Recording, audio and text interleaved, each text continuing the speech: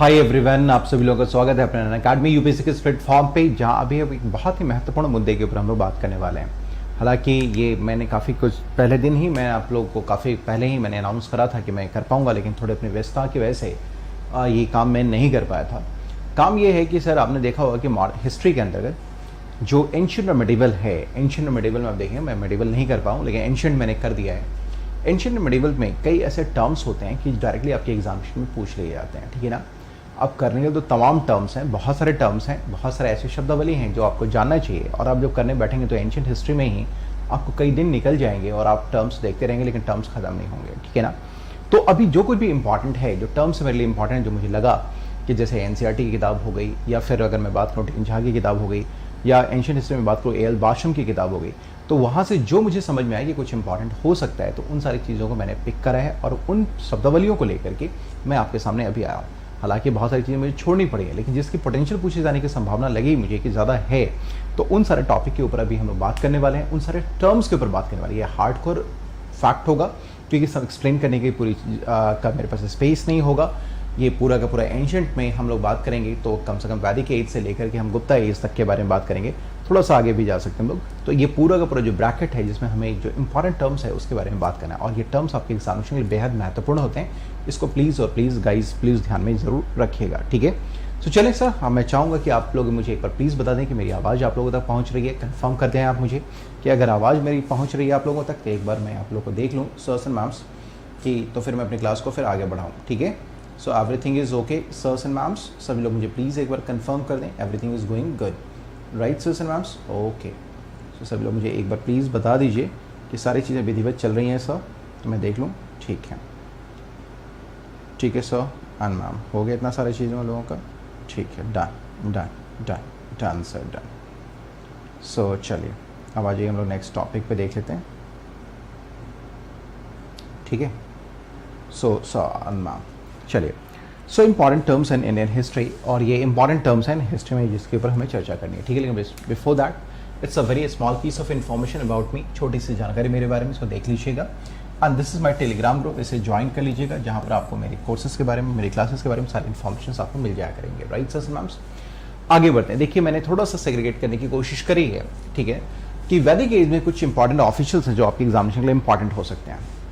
एक है आपके पास स्पष्ट, जिसको बोलते हैं that is very important office, स्पष्ट। हालांकि यहाँ ताला पे शाह लिखते हैं, लेकिन यहाँ पर शाह का यूज किया स्पष्ट। ये जो स्पष्ट है वैदिक पीरियड में, ये जो है, ये जो सिपाही जासूसी का काम करता है, मैसेंजर है, मैसेज कम्युनिकेट करने का काम करता है, ठीक है ना, टू द किंग।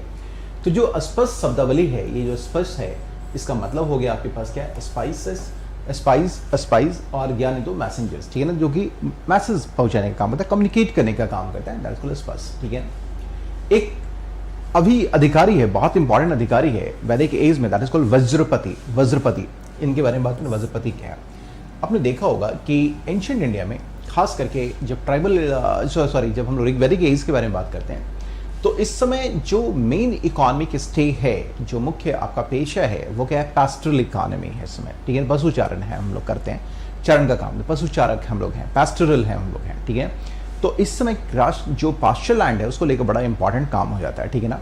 तो इस समय जो पास्चर लैंड का जो ऑफिसर इन चार्ज होता था पास्चर लैंड का, उसको हम लोग बोलते हैं वज्रपति। वज्रपति, दैट इज वज्रपति, ठीक है ना। So that is called Vajrapati. So स्पष्ट was spies and messenger, Vajrapati officer in charge of the pasture land, ठीक है सर मैम्स। एक इसके अलावा एक बड़ा ही इंपॉर्टेंट अधिकारी है, दैट इज कॉल्ड जीवा ग्रीवा, ठीक है ना, जीवा ग्रीवा, ठीक है ना, जीवा ग्रीवा, जीवा ग्रीवा। ये पुलिस अधिकारी होता है, that is called, he is a police official, he is a police official सर्सन, पुलिस ऑफिशियल, पुलिस ऑफिशियल। इसके अलावा अगर हम देखें तो कुछ बेहद महत्वपूर्ण हैं जो अक्सर आपके एग्जामिनेशन में आए हुए हैं, भागदुग, पालागल, ये और अक्षबाप, ये तीनों के तीनों आपके एग्जामिनेशन में, कई एग्जामिनेशन में पूछे जा चुके हैं और ये रिपीट होते रहते हैं। तो भागदुग्ध के बारे में अगर बात करें तो भागदुग्ध जो है वो राजस्व एकत्र करने का काम करता था, that was for the purpose of revenue collection, right sir ma'am's. तो भागदुग्ध जो है वो रेवेन्यू कलेक्शन का काम करता था, रेवेन्यू कलेक्टर था, ठीक है। इसके अलावा हम लोग बात करें तो एक और अधिकारी है जिसका नाम है पालागल। ये जो पालागल है ना, ये पालागल सिंपल सा पालागल, पालागल हम लोग बात करें, पालागल के बारे में बात करें, इसको पालागल, ठीक है ना। सो पालागल है, ठीक है। सो ये पालागल भी है, ये मैसेंजर कम्युनिकेट करने का काम करेगा, मैसेंजर है, ठीक है ना। तो अश्पश हो गया स्पाइस एंड मैसेंजर, वज्रपति हो गया officer in charge of the partial land, जीवा ग्रीवा हो गया पुलिस ऑफिशियल, जो भागदुग्ध है रेवेन्यू कलेक्टर हो गया, जो पालागल है दैट इज कॉल्ड मैसेंजर। अक्षवाप जो है ना, अक्षवाप के बारे में 2 रेफरेंसेस मिलते हैं अक्षवाप के। आप देखेंगे कुछ किताबों में अक्षवाप के बारे में बताया गया है कि ये जो है केवल और केवल अकाउंटेंट होते हैं। साथ ही साथ कुछ जगहों पे आप अक्षवाप के बारे में देखेंगे कि जो किंग होता था, जो राजा होता था, उसको खेलने का शौक था पासा, ठीक है ना। तो पासा खेलने में जो उसका जो कंपेनियन होता था ना, जो उसका सहयोगी होता था, जो उसका मित्र होता था, that is also called अक्षवाप।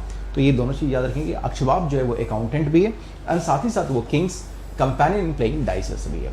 So these are certain officers during the Vedic period, दोनों अर्ली वैदिक में और लेटर वैदिक पीरियड में हम लोग बात करें उसके लिहाज से। इसके अलावा वैदिक एज में ही कई और इंपॉर्टेंट ऑफिसर्स हैं जो अक्सर हमारे एग्जामिनेशन के लिए महत्वपूर्ण होते हैं, इसके बारे में भी थोड़ी सी चर्चा हम लोग कर लें। एक है हमारे पास है पणी, दैट इज कॉल्ड पणी। पनी जो है ना, ये होते हैं व्यापारी और बहुत दुरस्त व्यापार किया करते हैं, दूर जाकर व्यापार करते हैं।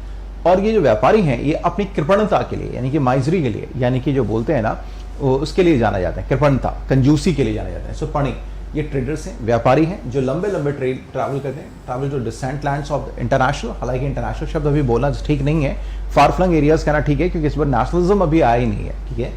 Anyways the Pani the trader who used to travel to distant lands for international trade known for their misery, और ये अपने कंजूसी के लिए, कृपणता के लिए जाना जाता है, दे आर कॉल्ड द पानी, ठीक है ना। इसके अलावा हम लोग बात करें वैदिक एज में ही, वैदिक एज में ऋग्वैदिक एज हो या फिर हम लोग उत्तर वैदिक काल में बात करें, पूरा वैदिक एज हो गया, तो एक शब्द मिलता है जिसका नाम है निस्क, ठीक है ना, जिसको निस्क निस्क मिलता है, यूज किया गया ऋग्वेदा में in the sense of countable units of the gold used for exchange, ठीक है ना। देखिए कई किताबों में निस्क के बारे में बताया कि एक सिक्का होता था, जबकि आपको मालूम है कि 6ठी शताब्दी ईसा पूर्व से पहले सिक्का हमारे यहाँ आया नहीं। भारत में जो पहला सिक्का है that is called punch marked coins, punch marked coins, आहत सिक्के पहले सिक्के माने जाते हैं। और जब हम लोग बात करें ऋग्वेदा पीरियड में, तो हमारे कोई कंफर्म हमारे पास कॉइन है नहीं। जो निस्क है ये सोने का एक द्रव्य होता था, एक ठोस द्रव्य है, मतलब एक मास हो गया, जो कि मीडियम ऑफ एक्सचेंज के रूप में काम आता था। जैसे मैंने आपको दे दिया, आपने स्वीकार कर लिया, बदले में हमें सामान दे दिया। So it used to be a medium of exchange but it was not a established coin, ठीक है ना। सो जो निस्क है, निस्क के बारे में हम लोग बात करें, दिस इज कॉल्ड निस्क, ठीक है ना। ये है निस्क हमारे पास हिंदी में। ये निस्क क्या है, used in Rigveda in the sense of countable units of the gold for exchange, for exchange के लिए इसको हम लोग यूज कर सकते हैं, दैट इज कॉल्ड निस्का, ठीक है ना। ठीक है, समझ पा रहे हैं, दैट इज कॉल्ड निस्क। एक इसके अलावा हमारे पास क्या है, एक है ब्रह्मवादिनी, ब्रह्मवादिनी, ठीक है ना। ये जो ब्रह्मवादिनी है ना, they are the women seers, ठीक है ना। ये विदुषी महिलाएं हैं, विदुषी स्कॉलर वुमेन हैं, जो कि वैदिक स्टडी के लिए, वैदिक स्टडी के लिए जाने जाते हैं, ठीक है ना। Choose the path of Vedic study. So brahmavadini जो हैं, they are highly intelligent and great learned women है who choose the path of Vedic studies, right sisters and ma'ams. So brahmavadini highly intelligent and greatly learned women who choose the path of Vedic literature, ठीक है sir, ब्रह्मवादिनी, ठीक है ना। सो women क्या है, seers हैं, जो कि किसमें अपने आप को इन्वॉल्व कर दिया हमने, किस चीज में, that is the Vedic studies में, right sisters and ma'ams. So this is called brahmavadini. तो पाणिनि हमने देख लिया, पाणिनि हमने देख लिया, निशक हमने देख लिया, निष्क देख लिया हम लोगों ने, और ब्रह्मवादिनी हम लोगों ने देख लिया, राइट सिस्टर्स एंड मैम्स।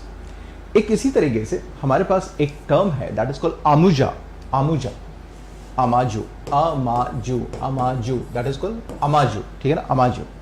ये वो लड़कियां हैं, जो अविवाहित लड़कियां हैं, जो ताउम्र क्या होते हैं, अविवाहिता होते हैं। अमुजा भी मेरे ख्याल से जो जीवन भर रहती हैं, ये भी कई एग्जामिनेशन में पूछा जा चुका है, अमुजा, अमुजा, सॉरी अमाउजा कहते हैं, amaju. Amaju is life long unmarried girls, they are known as amaju, ठीक है।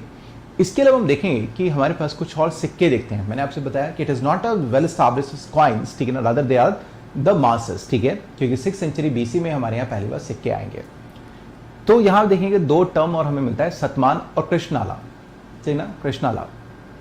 ये जो है गोल्ड एंड सिल्वर कॉइन्स है, मासेस है, बेसिकली कॉइन्स का मतलब मासेस है, बट नॉट रेगुलर कॉइन्स। यहाँ पर मैंने लिख दिया है कि ये जो सतमान है, कृष्णाला है, ये जो सतमान और कृष्णाला, ठीक है ना, ये गोल्ड एंड सिल्वर कॉइन्स है, but not regular coins, not regular coins, they will use as medium of exchange. और जो सतमान और कृष्णाला है, ये भी जो है मीडियम ऑफ एक्सचेंज के रूप में यूज किए जाते हैं। इसके अलावा कृषापान है हमारे पास, ये भी इंडियन कॉइन्स है, ठीक है ना, और ये जो है स्क्वायर शेप में, रेक्टेंगुलर शेप में, सर्कुलर शेप में प्योर सिल्वर या कॉपर और कास्ट कॉपर का होता है कृषापन, ठीक है ना। सो सिल्वर का, कॉपर का या कास्ट कॉपर किसी का भी होता है। इट इज नॉट फिक्स कि इसी पर्टिकुलर मेटल का होगा, जैसे कुछ जैसे दिनार हो गया, दैट वाज फिक्स, ठीक है ना, आगे चल करके ये रहेगा। लेकिन अभी क्या है, it's a mix type, silver का भी हो सकता है, कॉपर का भी हो सकता है, जो है कास्ट कॉपर का भी हो सकता है। इसके जो शेप एंड साइज हैं वो भी अलग अलग होंगे, स्क्वायर हो सकता है, रेक्टेंगल हो सकता है, सर्कल हो सकता है, ठीक है ना। So that is not even fixed one, ठीक है ना, they are not regular coins, right sir, karshapana, ठीक है। इसके अलावा एक वैदिक एज में एक इंपॉर्टेंट संस्कार है, दैट्स कॉल्ड समावर्तन संस्कार, दैट इज वेरी इंपॉर्टेंट संस्कार, ठीक है ना, इंपॉर्टेंट संस्कार है। इसमें क्या होता है कि जब आपका उपनयन संस्कार हुआ तो आप गए कहाँ पढ़ने के लिए, आप गए गुरुकुल आश्रम में गए, गुरुकुल में गए पढ़ने के लिए। अब जब पढ़ाई लिखाई आपकी पूरी हो जाती है तो पढ़ाई लिखाई पूरी होने के बाद आप क्या होंगे, वापस अपने घर में आएंगे, गृहस्थ जीवन में आएंगे, you will back to the home, you back to the क्या कहते हैं, अपने गृहस्थ आश्रम में आएंगे, ब्रह्मचर्य टू गृहस्थ आश्रम में। तो जो इस आश्रम में आप जानते हैं 4 आश्रम होते हैं, ब्रह्मचर्य आश्रम, गृहस्थ आश्रम, वानप्रस्थाश्रम और संन्यास आश्रम, ठीक है ना। तो आप देखेंगे कि जो हमारे पास ये जो आश्रम है, इस आश्रम व्यवस्था के अंतर्गत जब ब्रह्मचर्य से गृहस्थ में प्रवेश करेंगे तो एक संस्कार होता है, दैट इज कॉल्ड समावर्तन संस्कार, ठीक है ना। सो ये ब्रह्मचर्य जो गृहस्थ आश्रम में जब हम प्रवेश करेंगे, दैट इज कॉल्ड समावर्तन संस्कार। It is a ritual which takes place when a student completes his academic education and returns to home. That is called brahmacharya तो गृहस्थ आश्रम। तो उस समय जब आएंगे तो समावर्तन संस्कार आपका किया जाता है, ठीक है, ये होता है, ठीक है ना। इसके अलावा एक इंपॉर्टेंट अभी समावर्तन संस्कार हमने देख लिया। इसके अलावा हम देखते क्या है कि एक इंपॉर्टेंट अधिकारी है सॉल्किक, सॉल्किक, ठीक है ना। ये tolls were collected by the officer known as shaulkika, ठीक है ना। ये सॉल्किक है, ये इनके द्वारा जो सॉल्किक है ये टोल्स वगैरह कलेक्ट करेंगे by officers known as shaulkika, ठीक है sir, so this is called shaulkika. तो ये कुछ ऑफिसर्स थे जिसको आपको ध्यान में रखना होगा, सॉल्किका, ये संस्काराज थे जिसको हमने देख लिया।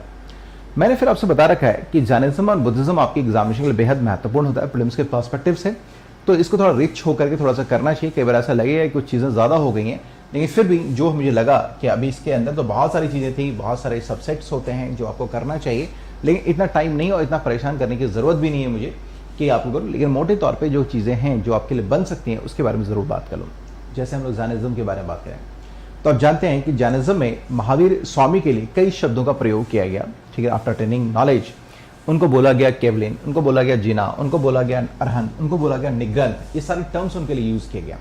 अब ये एक ही व्यक्ति के लिए इतने सारे टर्म क्यों यूज़ किए गए, एक ही शब्द में जिन भी कहा गया, उनको महावीर भी बोला गया, उनको जो है केवलिन भी बोला गया, उन्हें अरहंत भी बोला गया, उन्हें निग्रंथ भी बोला गया, इन सबों के मतलब क्या है, व्हाट इज इट मीन्स असना। तो ये एक टर्म है that is called kaolin.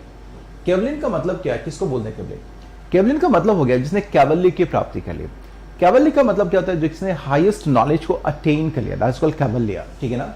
So who attains knowledge, that is called kaivalya, and is set free from matter, that is called liberated soul हो गया। यानी कि अब उनको इतने ज्ञान की प्राप्ति हो गई है कि उनका जो है, उनको जो भी चीजें मोह माया ये सबसे दूर हो चुके हैं सारी चीजें, और उनका जो आत्मा है वो लिबरेटेड सोल हो गया है। सो कैवल्य यानी कि वो ज्ञान आपको प्राप्त हो गया है जो कि अब आपको किसी प्रकार के मोह माया में फांस के नहीं रख सकता, किसी प्रकार लेस से आपके ऊपर नहीं आएगा, ठीक है ना।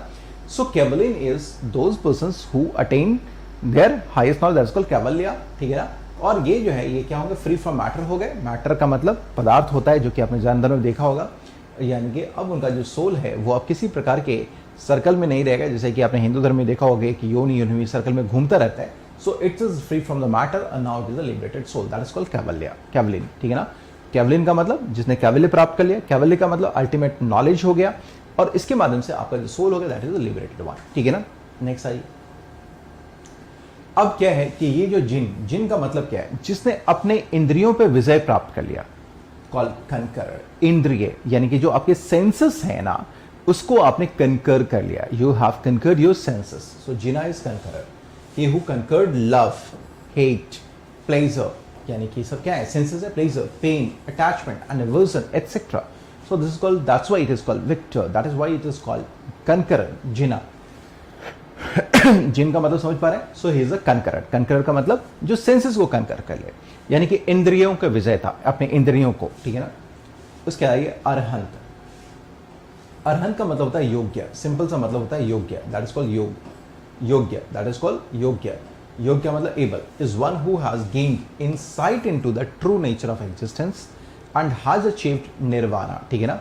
So is one who gained insight into the true nature of existence, यानी अस्तित्व के बारे में सही जानकारी प्राप्त कर ली, एंड अचीव द निर्वाणा, ठीक है ना, निर्वाण यानी कि साल्वेशन, ठीक है। निग्रंथ का मतलब है कि ये बंधन रहित हैं, बंधन मुक्त है। निग्रंथ का मतलब है जो महावीर स्वामी है इनके वो किसी प्रकार का कोई बंधन नहीं है।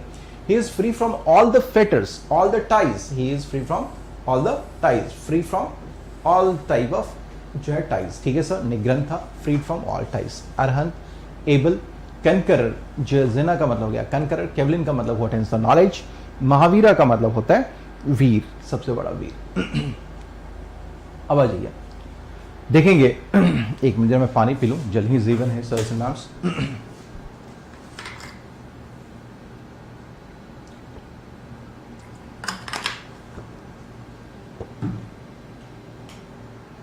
देखिए बोला गया जैन धर्म में 4 आर्य सत्य बताए गए, सत्य, अहिंसा, अस्थेय, अपरिग्रह, ठीक है ना।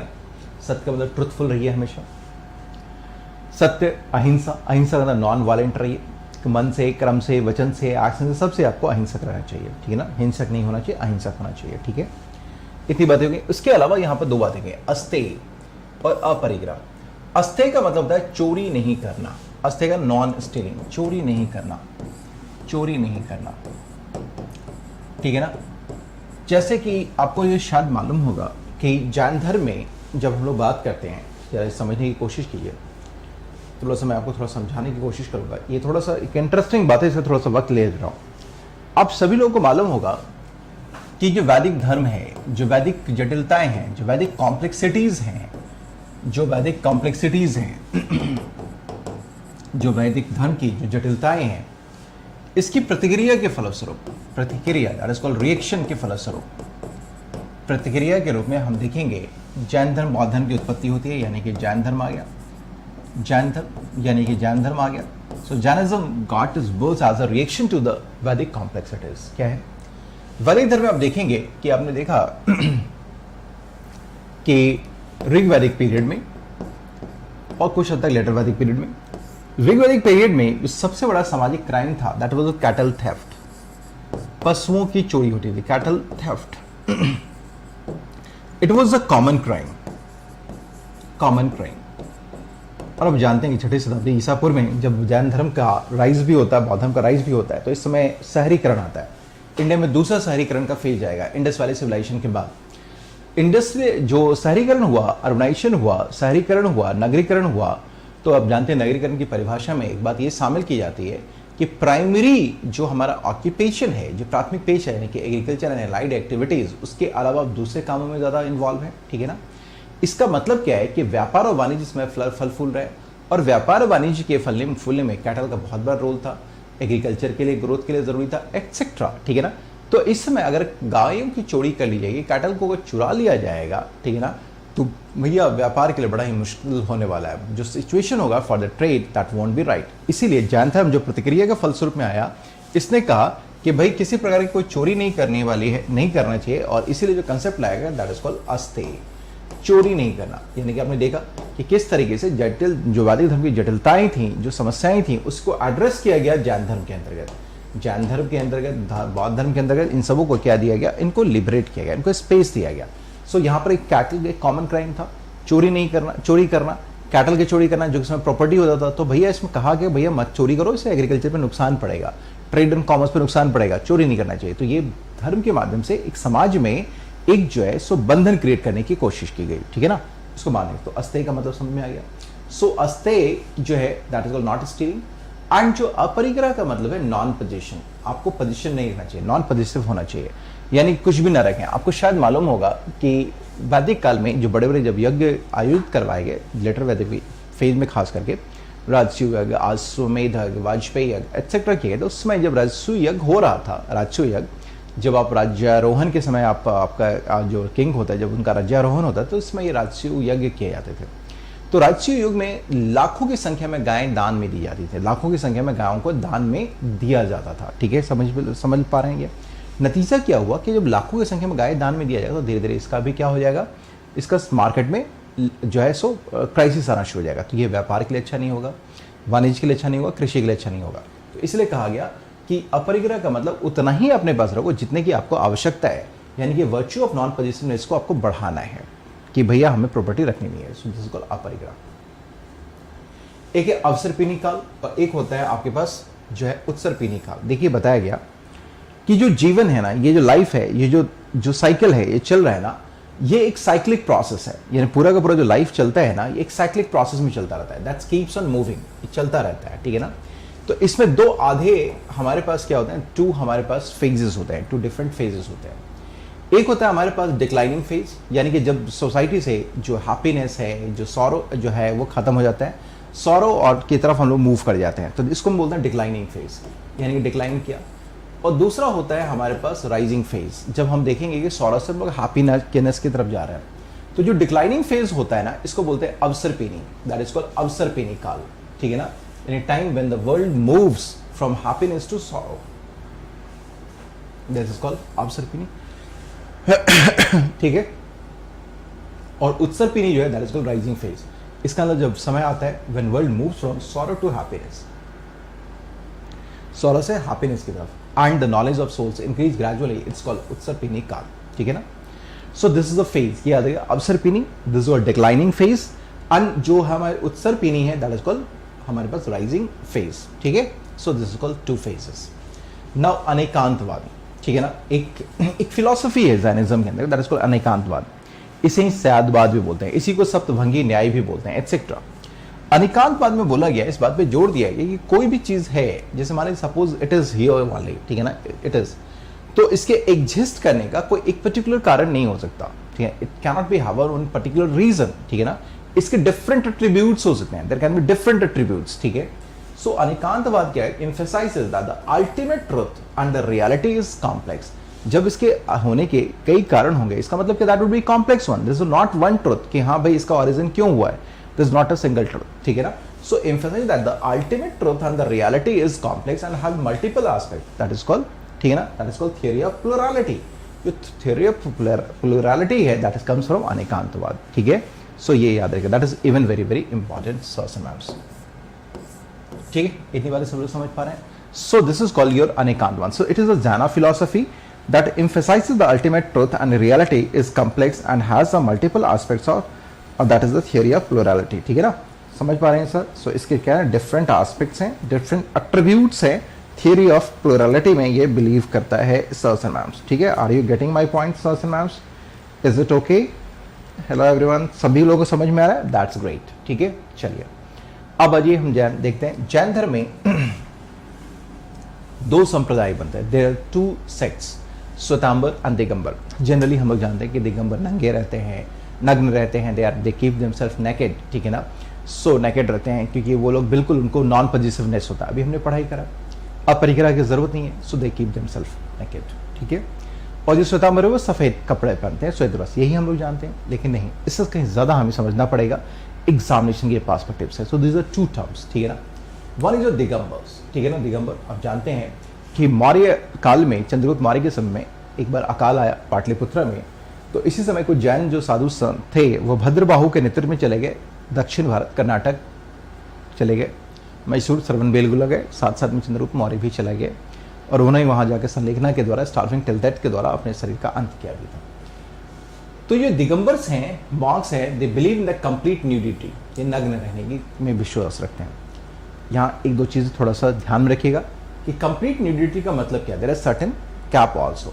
जो मेल मॉन्क्स हैं वो तो पूरी तरीके से complete don't not wear any clothes, ठीक है ना। लेकिन जो विमेन हैं, जो विमेन दिगंबर्स हैं ना, फीमेल मॉन्क्स, वो अपने आप को अनस्टिच यानी बिना सिले हुए प्लेन व्हाइट साड़ीज में रैप करके रखती थी, ठीक है ना। एक पीस साड़ी का टुकड़ा होता था, वे अपने आप को रैप करते थे, ठीक है ना। सो ये हो गया आपके पास दिगंबर्स, ठीक है ना। दूसरा क्या है कि यहां पर बताया गया कि दिगंबर धर्म के अंतर्गत कि महिलाओं को लिबरेशन का अधिकार नहीं है, cannot not achieve liberation, women cannot achieve liberation. जबकि श्वेतांबर में इस बात को माना जाएगा कि women can also get liberation, ठीक है। तो ये याद रखना है कि विमेन जो believe women cannot achieve liberation, ये यहाँ पे बताई गई। इसके अलावा जो आप देखेंगे जैन धर्म के जो 5 महाव्रत हैं, that is called the great vows, जिसमें है सत्य, अहिंसा, अस्तेय, अपरिग्रह और ब्रह्मचर्य, ये पांचों को फॉलो करता है कौन, दिगंबर्स। यानी कि जो पांचों हैं, जो है पांचों के पांचों कंसेप्ट हैं, that is being followed by Digambars, ठीक है ना, दिगंबर्स, ठीक है। जबकि जो श्वेतांबर होंगे वो केवल 4 को ही फॉलो करेंगे, राइट सिस्टर्स एंड मैम्स। सो पहला तो ये हो गया। इसमें जो फर्क आपको ध्यान में रखना है कि वो क्या, वुमेन आर नॉट मतलब सपोज टू गेट लिबरेटेड, ठीक है ना। सो उनको लिबरेशन का अधिकार नहीं है, ये बोला गया दिगंबर धर्म के अंतर्गत। दिगंबर धर्म के अंतर्गत 5 के 5 महाव्रत जो हैं, यानी कि जो ग्रेट वोज हैं, सत्य, अहिंसा, अस्थेय, अपरिग्रह और जो ब्रह्मचर्य का, इसको फॉलो किया जाता है। और इसके जो प्रवर्तक हैं दैट इज कॉल्ड भद्रबाहु। तो इतनी बातें सब लोग समझ गए, दैट इज इंपॉर्टेंट वन। सो दिगंबर हो गया हमारा। अब आइए श्वेतांबर के बारे में बात चलते हैं। श्वेतांबर हैं, ये श्वेतांबर जो लोग हैं ये है व्हाइट क्लैडेड, व्हाइट क्लॉथ्स पहनते हैं, ठीक है ना। और यहाँ पर विमेन कैन अचीव लिबरेशन, ये माना जाता है कि women has also the right, equal right to be liberated, ठीक है ना। So women can achieve liberation. और यहाँ पर जो 5 महाव्रत हैं, ठीक है ना, सत्य, अहिंसा, अस्थेय, अपरिग्रह और ब्रह्मचर्य का, इसमें से केवल 4 को ही यहाँ पर में फॉलो किया जाता है, यानी सत्य, अहिंसा, अस्थेय और अपरिग्रह को। ब्रह्मचर्य जिसे ये महावीर स्वामी ने ऐड किया था, इसको यहाँ पर एक्सेप्ट नहीं किया गया। और इसके जो प्रवर्तक हैं, संस्थापक हैं, वो है कौन, स्थूल भद्रास, ठीक है ना, स्थूल भद्रास, ठीक है ना। सो ये देखा, ये याद रखिएगा, women can achieve liberation, white cladded होते हैं ये, 4 वोज को ही एक्सेप्ट करेंगे, नो ब्रह्मचर्य, ये याद रखिएगा, ब्रह्मचर्य को उन्होंने नो कहा, ठीक है। Sthulabhadra is the proponent of that, ठीक है। इसके अलावा अब ये तो हो गया हमारे पास एक फर्क, इसको थोड़ा ध्यान में रखिएगा, ये बहुत डिटेल में मैंने बता दिया आपको, ये इतना डिटेल से पूछ सकता है आपके एग्जामिनेशन में, जो कि किसी प्रकार का कोई सवाल आ जाए, then you would be able to answer it sirs and ma'ams, ठीक है। सभी लोग समझ गए। अब आ जाइए, एक जो टर्म है दैट इज कॉल्ड बसदी, ठीक है ना। बसदी क्या है, जो जैन मठ होते थे ना, जैन मठ जो कर्नाटका में जो जैन टेम्पल बनाते थे, मोनेस्टिक एस्टैब्लिशमेंट होता था, टेम्पल्स होता था, जैन मंदिर को, उसको हम लोग बोलते हैं वसदी, ठीक है ना, जो कि कर्नाटका में होता था। Vasadi that is in the Karnataka, ठीक है, वसदी, ठीक है, that is in Karnataka, right sir ma'ams. चलिए अब आइए हम लोग बात कर लेते हैं बुद्धिज्म के ऊपर, बौद्ध धर्म के ऊपर। जैन धर्म में कुछ जो इंपॉर्टेंट बातें थी वो हम लोगों ने कर ली है, तो बहुत कुछ वहाँ करने के लिए, तो इतनी बातें मुझे लगता है कि पर्याप्त होनी चाहिए, कुछ एक तो हो सकता है कि आ जाए। अब ये बौद्ध धर्म के बारे में बात करें। बौद्ध धर्म में क्या है कि देखिए, कई घटनाएं हैं जीवन में, 4 घटनाएं हैं जो महात्मा बुद्ध के लिए बड़ा इंपॉर्टेंट था।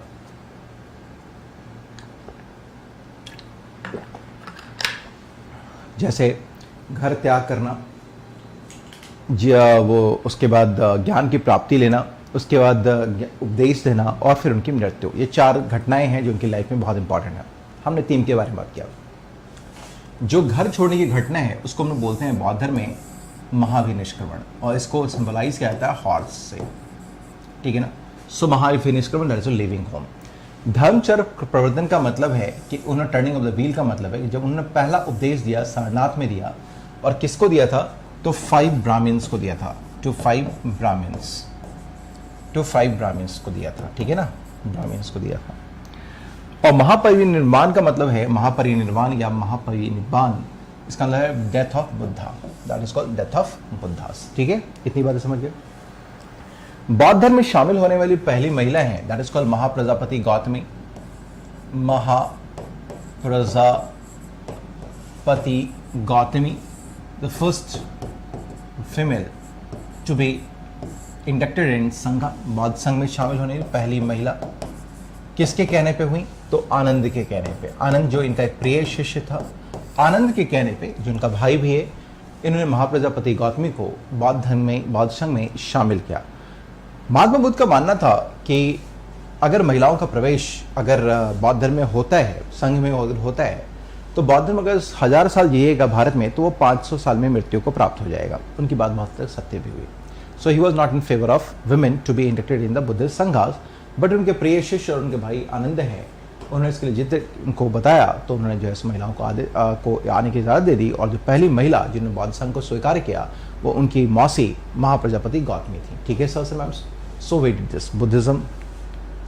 इसके अलावा देखते हैं कि 4 नोबल ट्रुथ्स हैं, ठीक है ना। इसमें एक्चुअली क्या है कि मैं थोड़ा बताना चाहूँगा आपको कि ये बातें कही गई कि साहब जो महात्मा बुद्ध थे ना, उनके जीवन पर बड़ा इम्पैक्ट पड़ा। इम्पैक्ट क्या पड़ा सर, कि बचपन से चिंतन मननशील करने वाला दिमाग था।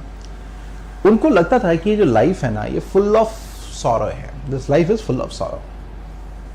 इसके पीछे कहानी जानते हैं। कि उनका फॉर्चून टेलर जो था कालदेव कौंडिन्यदेव, उसने ये कहा था कि ये बच्चा कभी भी अगर किसी बीमार व्यक्ति को, मृत व्यक्ति को, सन्यासी को, बूढ़ा व्यक्ति को अगर देख लिया तो घर में नहीं रहेगा, ये सन्यास ग्रहण कर लेगा। उन्होंने इन चार चीज़ों को देख लिया। उनके दिमाग में बात बैठ गई कि एक्चुअली ये संसार है, इसमें दुख का कारण क्या है, what is the cause of sorrow, what is the cause of grief, कारण क्या है, कोई बूढ़ा क्यों हो रहा है, कोई बीमार क्यों पड़ रहा है, कोई भागा क्यों जा रहा है, सन्यासी क्यों बन रहा है, कोई मृत्यु को क्यों प्राप्त कर रहा है। सो उनको ये समझ में आता है कि this world is full of sorrow. अब ये सॉरो का कारण क्या है, इस बात को जानने के लिए उन्होंने घर का त्याग कर दिया। तो उनको ये पता चला कि जो लाइफ है ना, जब उनको ज्ञान की प्राप्ति हो गई तो उनको समझ में आ गया कि this entire world is full of sorrow, जिसको बोला गया दुख यानी suffering is the essence of this world, यानी कि सफरिंग जो है वो होना ही होना है, नहीं there is no problem in that, ठीक है ना।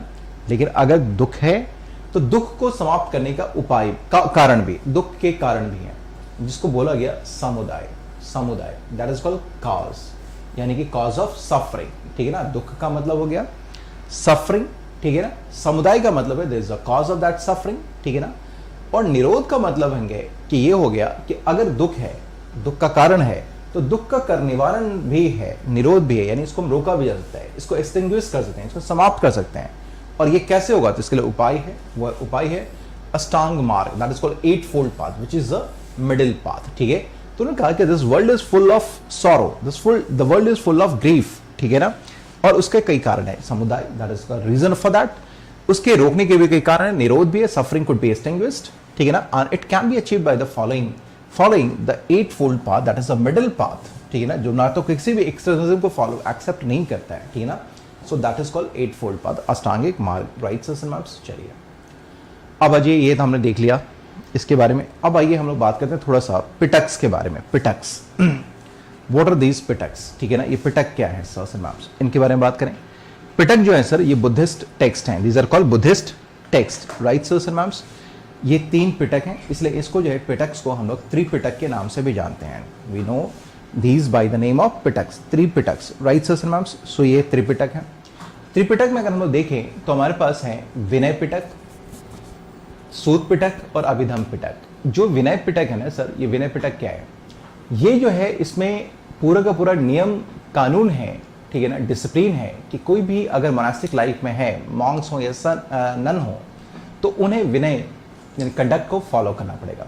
विनय का मतलब ही होता है क्या है कि आप कुछ जो है कंडक्ट और डिसिप्लिन जो है उसको माने।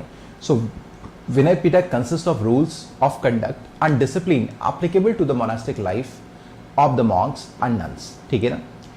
सो ये हो गया विनय पिटक, यानी कि रूल्स एंड रेगुलेशंस के बारे में बात करता है, ठीक है। रूल्स एंड रेगुलेशंस के बारे में बात करेगा, रूल्स ऑफ कंडक्ट के बारे में बात करेगा, डिसिप्लिन के बारे में बात करेगा, किसके बारे में, मोनास्टिक लाइफ के बारे में, मोनास्टिक लाइफ के बारे में, ठीक है। So this is called your Vinaya Pitaka, right. दूसरा मेरे पास सूत पिटक। सूत पिटक क्या है ना, इसमें महात्मा बुद्ध की जो ओरिजिनल टीचिंग्स हैं, जो मेन टीचिंग्स हैं, दैट इज कंपाइल्ड, ठीक है ना। सो सूत पिटक महात्मा बुद्ध की जो शिक्षाएं हैं वो है इसमें अंदर।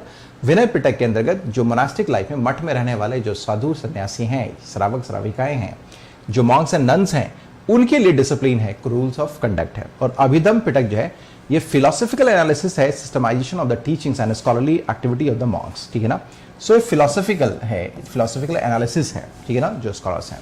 सो this called Abhidhamma Pitaka, Sutta Pitaka and called Vinaya Pitaka. ये 3 संख्या में, that's why it is called Tripitakas, Tripitaka, pitakas, ठीक है, Tripitakas, that is called Buddhist text. ये बुद्धिस्ट टेक्स्ट हैं sirs and ma'ams, you must be getting it now. एक है प्रतित समुत्पाद, ठीक है ना, ये एक टर्म है, इसको समझना होगा। ये डिपेंडेंट अराइजिंग और डिपेंडेंट ओरिजिनेशन है, is the basis for Buddha's teaching on the process of birth and death. So Pratitya Samutpada एक ये बुद्धिस्ट फिलॉसफी है जो कि पूरे बौद्ध धर्म का सार है, जिसमें बताया गया the process of birth and जो डेथ्स है ना, ये डिपेंडेंट है अराइजिंग और डिपेंडेंट ओरिजिनेशन के बारे में बात किया गया, दैट इज कॉल्ड प्रतित समुत्पाद, ठीक है ना। इसके अलावा एक यहाँ पर एक सेक्ट है बौद्ध धर्म के अंतर्गत, दैट इज कॉल्ड माध्यमिका। इस माध्यमिका को ही हम लोग थ्योरी ऑफ रिलेटिविटी के कारण, यानी कि जीरो होता है इसके कारण इसको शून्यवाद भी बोलते हैं, ठीक है, माध्यमिका। और इसके जो प्रोपोनेंट है इसको नागार्जुना, ठीक है ना। So it refers to the Indian Buddhist schools of thought that develops in the form of commentaries on the works of Nagarjuna. ठीक है ना, नागार्जुना है। और ये जो है थियरी ऑफ रिलेटिविटी है, that is called theory of relativity. ज़्यादा फिलोसफिकल में नहीं होऊंगा, आपको मोटी मोटी चीज़ों को ही भी मैं बता दूं, यही आपके एग्जामिनेशन में काम आ सकता है। ठीक है, सो माध्यमिका एंड शून्यवाद। ठीक है, नेक्स्ट टर्म आपको मिलेगा। दरअसल क्या है कि जो बौद्ध धर्म है, बौद्ध धर्म में बोधिसत्व की कल्पना की गई है। Bodhisattva has been imagine. ठीक है ना, बोधिसत्व का मतलब क्या है कि जिसको किसी को भी ज्ञान की प्राप्ति हो गई और दूसरे को ज्ञान की प्राप्ति में जो मदद करे, दैट इज कॉल्ड बोधिसत्व। ठीक है ना, that is called Bodhisattva. Mahatma Buddha Bodhisattva. अब एक चीज और है कि इसके कई डिफरेंट रूप हैं। तो फ्यूचर जो बुद्धा है, जो बोधिसत्व है, फ्यूचर बुद्धा, इसको बौद्ध धर्म में महायान संप्रदाय के अंतर्गत बोला गया मैत्रेय है। मैत्रेय जो है ये है फ्यूचर बुद्धा, यानी ये भविष्य के बुद्ध हैं, इस भविष्य के बुद्ध हैं। ठीक है, बात समझ पा रहे हैं? So this is called Maitreya. एक टर्म है दैट इज कॉल्ड जो है उपसंपदा। उपसंपदा दैट इज अगेन इंपॉर्टेंट। संपदा, उपसंपदा, इसको भी जरा समझिए। उपसंपदा क्या है? जब कोई भी व्यक्ति जब बौद्ध संघ में जब शामिल होता है, यानी बौद्ध संघ में शामिल होता है, तो उसके लिए उसे क्या एक राइट अपनाना पड़ेगा, that is called upasampada. When someone is novice who is entering into the life of a monk or bhikkhu, novice becomes a monk or bhikkhu, then it is called upsampada. Upsampada, that is called upsampada. ठीक है ना, सभी लोग समझ गए? So आपका क्या है कि when a novice is entering into the life of a monk or a bhikkhu, then उसको ये फॉलो करना पड़ेगा, that is called upsampada. ठीक है, जातक क्या है? जातक भी जो है बुद्धिस्ट टेल्स हैं। ठीक है ना, जो ये स्टोरीज हैं, ठीक है ना, टेक्स्ट हैं ये, जो कि बुद्धा के प्रीवियस लाइफ यानी कि पूर्व जीवन के बारे में कहानियों को इकट्ठा करता है, इसको जातकास। ठीक है, राइट सर मैम्स? सो इतनी बातें हो गई यहाँ पर। नेक्स्ट आ जाइए मौर्यन पीरियड में। मौर्यन पीरियड में बहुत कुछ टर्म्स नहीं है, लेकिन हाँ कुछ ऑफिशियल्स ऐसे हैं, कुछ अधिकारी हैं जिनके बारे में थोड़ी सी जानकारी रख लेना हमारे लिए जरूरी है। ठीक है, दिक्कत नहीं है। एक है रजुकाज। जो रजुकाज हैं ये ऑफिशियल्स हैं, इनको बोलते हैं लैंड मेजरर, यानी कि जो भूमि का मापक करते हैं, मापदंड करते हैं। ठीक है ना।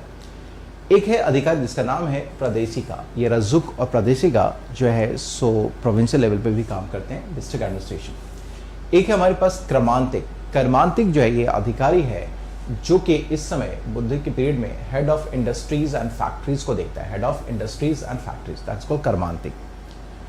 जैसे अक्राध्यक्ष, ये माइनिंग ऑफिसर होता है। Akaradhyaksha that is called mining officer. Lakshanadhyaksha, ये कॉइन मिंटिंग के लिए जा रहा था। Lakshanadhyaksha that is very important, ये सारा का सारा पूछा हुआ है। ठीक है ना, इसको ध्यान में रखिएगा। Lakshanadhyaksha that is called coin minting. एक अधिकारी होता है जिसका नाम है रूपदर्शक। ये भी यूपीएससी में आया, रूपदर्शक भी। रूपदर्शक ये दरअसल क्या है, ये जो कोई भी कॉइन बनता था उसके ये एग्जामिनेशन के लिए इन्वॉल्व होता है, दैट इज कॉल्ड रूपदर्शक। ठीक है ना। इसके अलावा मॉर्निंग पीरियड में दो प्रकार के कोर्ट होते थे, क्रिमिनल कोर्ट और सिविल कोर्ट। जो क्रिमिनल कोर्ट होता था उसको बोलते हैं कंटक शोधन, और जो है जो सिविल कोर्ट होता है उसको बोलते हैं धर्मस्थीय। ठीक है ना, जो these are the two types of the court, kantaka shodhana that is called criminal court, ठीक है ना, और धर्मस्थीय जो है, जो धर्मस्थीय है हमारे पास that is called civil court. ठीक है ना, तो ये हो गया हमारे पास civil court. Right sir ma'am? चलिए, सो इतना हमने देखा, रज्जुक समझा, प्रादेशिका समझा, कर्मांतिक समझा, अक्राध्यक्ष समझा, लक्षणाध्यक्ष समझा, रूपदर्शक समझा, कंटक शोधन और धर्मस्थीय हम लोगों ने समझा। So these are two types of the court जो कि हमने देख लिया। उसके अलावा इस समय एक जासूस होता था। दो प्रकार के जासूस होते थे, एक होता है संस्था और दूसरा होता है आपके पास संचरा। बिल्कुल संस्था एक हो गया, जासूस दो प्रकार के होते हैं, एक हो गया संस्था, दूसरा हो गया संचरा। ठीक है ना, संचरा। जो संस्था है वो जासूस, उन जासूसों को कहते हैं जो एक ही जगह रह करके, रॉयल पैलेस में रह करके जासूसी का काम करते, दैट इज कॉल्ड संस्था। और जो संचरा है ना, ये वो लोग हैं जो इधर उधर भटकते रहते हैं। ठीक है ना, और जासूसी करने का काम करेंगे। सो दे कीप ऑन रोमिंग। ठीक है ना, सो दिस इज कॉल्ड संस्था। संस्था इज ऑल्सो इंपॉर्टेंट, ये भी एग्जामिनेशन पूछा गया संस्था क्या है मौर्यन पीरियड में। तो संस्था जो है वो क्या है, ये वो जासूस है जो एक ही जगह रहकर जासूसी करने का काम करते हैं। और दूसरा हमारे पास है संचरा, जो कि वाई, जो कि क्या कहते हैं स्पाई, जो कि घूम घूम करके जासूसी करने का काम करते रहते हैं। ठीक है sir ma'am? So this is your sanstha और sanchara. This is called sanchara and that is called sanstha. एक और भी टर्म है जो कि हमें यहाँ पर मॉडर्न पीरियड में समझना चाहिए, दैट इज कॉल्ड विस्टी। विस्टी का मतलब होता है फोर्स्ड लेबर सर्सन मैम्स। ठीक है ना, सो फोर्स लेबर, ठीक है ना, बिना किसी काम काज के, ठीक है ना, बिना पैसा दिए हुए आपसे जबरदस्ती काम करवाना, that is called free labour करवाना, दैट इज कॉल्ड विस्टी, ठीक है ना। विस्टी भी कई बार एग्जामिनेशन है, दैट इज कॉल्ड बेगार। यूपीएससी ने कई बार पूछ रखा है विस्टी का मतलब क्या होता है, ठीक है। संस्था, spy who were position in the one place, संचार, ये हो गया, विस्टी हो गया, राइट। चलिए सर, अब आइए पोस्ट मॉडर्न पीरियड में कुछ चीज़ें हैं जो कि जैनिज्म से जुड़े, ये बुद्धिज्म से जुड़ी हुई हैं, उनके आर्किटेक्चर से जुड़ा हुआ है। इस समय बिहाराज थे, बिहार बने। बिहार का मतलब क्या होता था? बिहार जो है ना, ये रेसिडेंशियल होते थे, जो बुद्धिस्ट मॉन्क्स होते थे उनके रहने के जो स्थान होते थे, they are called viharas. So purpose of living. लेकिन इन विहारों में जहाँ रहते थे वहाँ पर में स्तूप जो है पूजा के लिए होता था। तो ये स्तूप विदाउट स्तूप होता था, दैट इज इसके अंदर कोई जो है, विहार के अंदर कोई स्तूप नहीं होता था। चैत्य के अंदर मिलेगा, विहार के अंदर कोई स्तूप नहीं मिलेगा, ठीक है। अब आज हम लोग बात करते हैं विहाराज के बाद।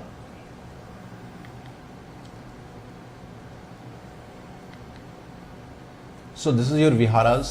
देन हम लोग बात करते हैं चैत्याज के ऊपर। चैत्याज क्या है ना, ये असेंबली हॉल होता था, असेंबली। चैत्या जो है असेंबली हॉल है फॉर डिस्कशन एंड वर्शिप, ठीक है ना। ये दोनों चीज के लिए, प्रेयर के लिए भी और वर्शिप डिस्कशन के लिए भी, दैट्स कॉल्ड चैत्या, ठीक है ना।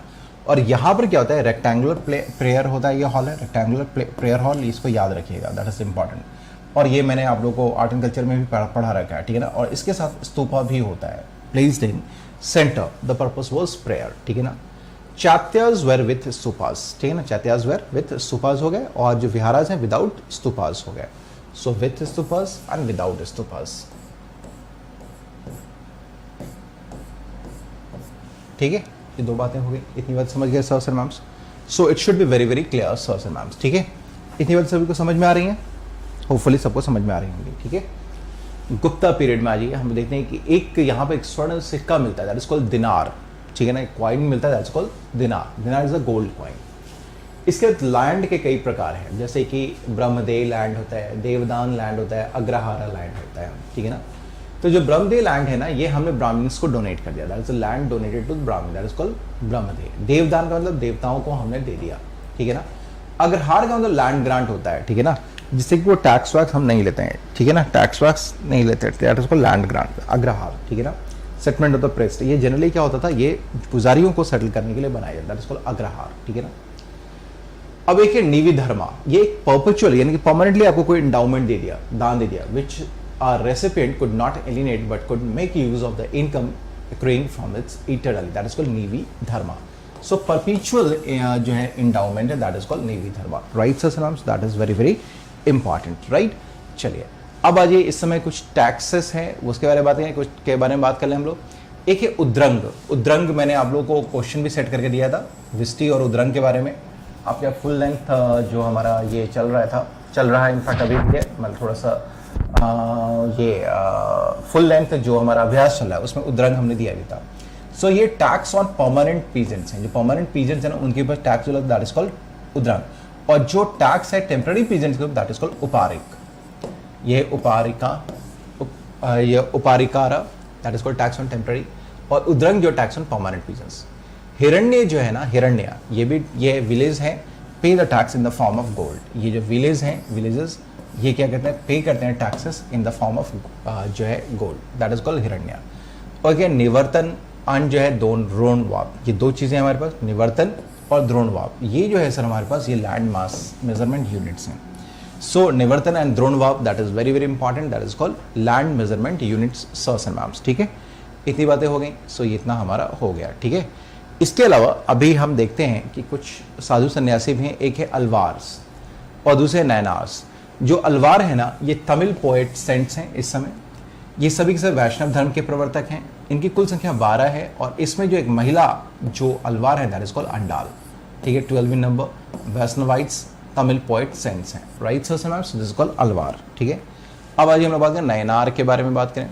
जो नयनार्स है ना, इनको बोलते हैं सेवाइट्स, इनकी कुल संख्या है 63, ठीक है ना। और इसमें 3 है हमारे पास, ये गंध संबंधार, अपार और सुंदरार, इनको बोलते हैं often called they are the trio. ये भी पीटी यूपीएससी ने पूछ रखा है प्रीलिम्स में, दैट इज इंपॉर्टेंट। मैं बता दूं आप लोगों को कि ट्रायो कौन कौन से रहे हैं नैनार में। तो ये संबंधार, जो गंध पंधर, अपार और सुंदरार, ये often called trio were worshipped as saints through the images in South Indian temples, ठीक है ना। ये इमेजेस थ्रू इनकी पूजा की जाती है, दैट इज कॉल्ड सेवाइट्स, ठीक है sir ma'ams. So we did this question, ये हम लोगों ने कर लिया। मैं उम्मीद करता हूँ कि ये भी सेशन आपके लिए काफ़ी लाभप्रद होगा, क्योंकि पीटी के पर्सपेक्टिव से मैंने उतनी चीज़ों को किया, बहुत डिटेल नहीं किया।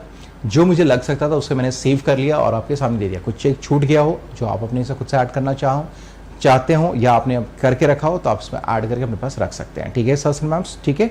So this is done now. अब आपको मैं कुछ चीज़ें बता दूँ कि ये इंडिया जो अनअकैडमी का ग्लोरियस रिजल्ट है जो आप देख पा रहे होंगे, this the glorious result of 2020 जो अनअकैडमी का रहा है सर्स एंड मैम्स। अब आप में से किसी को डर नहीं होना चाहिए, कोई दिक्कत है।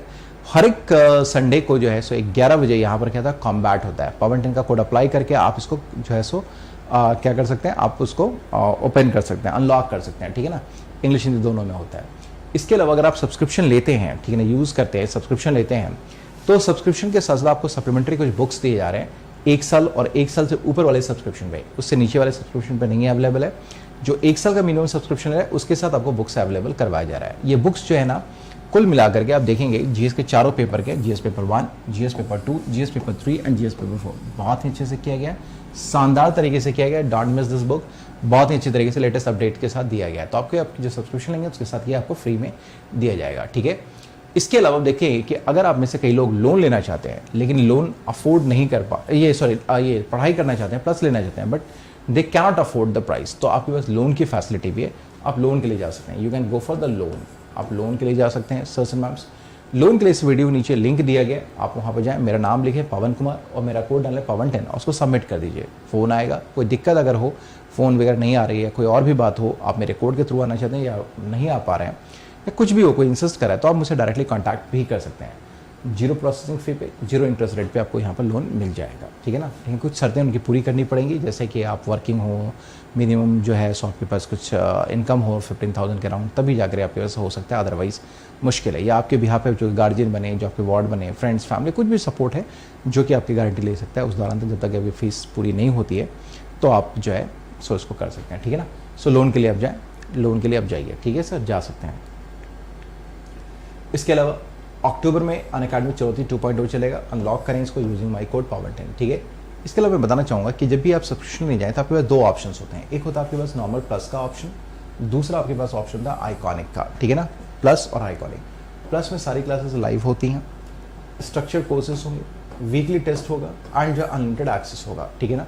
दूसरी तरफ अगर हम देखें कि अगर आपको लगता है पर्सनल गाइडेंस चाहिए, हालांकि मैं दोनों तरफ हूँ, आइकॉनिक में भी और इधर भी, मैं दोनों तरफ आपको गाइड करता हूँ, ठीक है ना। यहाँ पे पर्सनल गाइडेंस आपको मिलेगा, test analysis, expert guidance, study material and study planner होगा। So use this code, this is my code Pawan 10। तो आपको यहाँ पे प्लस या आइकॉनिक किसी भी कोर्स के लिए आप जाएँ तो पवन 10 का कोड अप्लाई करें, राइट सर मैम। सो आइकॉनिक अपने बेनिफिट्स हैं, ज़बरदस्त बेनिफिट हैं। अभी देखिए यहाँ पे जैसे मान लीजिए कि प्लस का सब्सक्रिप्शन है, मान लीजिए कि 4 ऑप्शन हैं, 6 महीना, 1 साल, 2 साल, 3 साल का। मान लीजिए आपने 1 साल के लिए 49,500 रुपये का पवन 10 का कोड अप्लाई किया तो 44,500 रुपये का पड़ जाएगा। इसी तरीके से आइकॉनिक के लिए अगर जाते हैं तो यहाँ पर 3 ऑप्शन हैं, 1 साल, 2 साल और 3 साल का। 2 साल का तो मिनिमम लेना चाहिए, मैं तो कहूँगा हमेशा की गाइडेंस में रहें, मेंटरशिप में रहें। 1,15,750 रुपये का बनता है, पवन 10 का कोड अप्लाई करके 1,04,175 का पड़ेगा। सो मेंटोरिंग इज़ वेरी इंपॉर्टेंट। जहाँ तक मुझे लगता है कि मेंटोरिंग गाइडेंस मैं हूँ, गाइड करूँगा आपको, आप मेरे साथ जुड़िए। तो मेंटोरिंग कीजिए। 2 साल जिनको 2023 का देना है, वे आँख मूंद के पढ़ाई लिखाई शुरू कर दीजिए, क्योंकि अब क्या चाहिए, रिजल्ट आपको भी देना है, आपको भी एक दिन इस लिस्ट में शामिल रहना है, ठीक है सर। जो भी आपने ग्लोरियस रिजल्ट देखा अनअकैडमी का 2020 में, यू विल बी वन, ठीक है ना, आप भी होंगे, ठीक है। इसके अलावा आप देखते क्या है कि हमारे पास ऑप्शनल के लिए 3 ऑप्शन हैं, 1 साल, 2 साल और 3 साल का। फॉर से कि आपने 1 साल का लिया 27,500 रुपये का, पवन 10 का कोड आपने अप्लाई किया, तो इस कोड को अप्लाई करने के बाद आप यू विल गेट 10% डिस्काउंट, और इसके बाद जो आपकी फीस होगी वो 24,750 रुपये होगी। इसी तरीके से ये 2 साल और 3 साल के लिए भी आपके ऊपर ये आपको बेनिफिट मिल जाएंगे, राइट सर एंड मैम्स, ठीक है। सो आई होप कि you must have done this. ये बैचेस शुरू हैं 6 अक्टूबर से, इन बैचेस को आप लोग ज्वाइन कर सकते हैं sir and ma'am. 1 year batch है, 2 ईयर बैच है, ये सारे बैचेस को आप लोग देख सकते हैं। 18 अक्टूबर से कई बैचेस आ रहे हैं, जो इन्हांसमेंट है, आंसर राइटिंग प्रोग्राम है, इसको भी ज्वाइन कर सकते हैं यूजिंग माई कोड पवन 10। सो कहीं भी जाना हो, मेरा कोड अप्लाई करके आप इसको ज्वाइन कर सकते हैं सर एंड मैम। इसके अलावा 2 अक्टूबर से ये भी बैच शुरू हुआ, weekend current affairs simplified batch शुरू हुआ है, इसको भी ज्वाइन कर सकते हैं। And this is my telegram group, इस टेलीग्राम ग्रुप को ज्वाइन ज़रूर कर लीजिए sir and ma'am. Plus code apply करके, पवन 10 का कोड भी अप्लाई करके आप किसी भी प्लस कोर्स को ज्वाइन कर सकते हैं सर एंड मैम्स। कोई दिक्कत हो तो आप मुझसे बातें करते हैं। सो हंसते रहिए, मुस्कुराते रहिए, गुनगुनाते रहिए, पढ़ते रहिए, आगे बढ़ते रहिए। कोई भी दिक्कत हो तो अपने पवन सर से बात करते रहिए। Bye bye, take care everyone, lots of love and blessings, bye.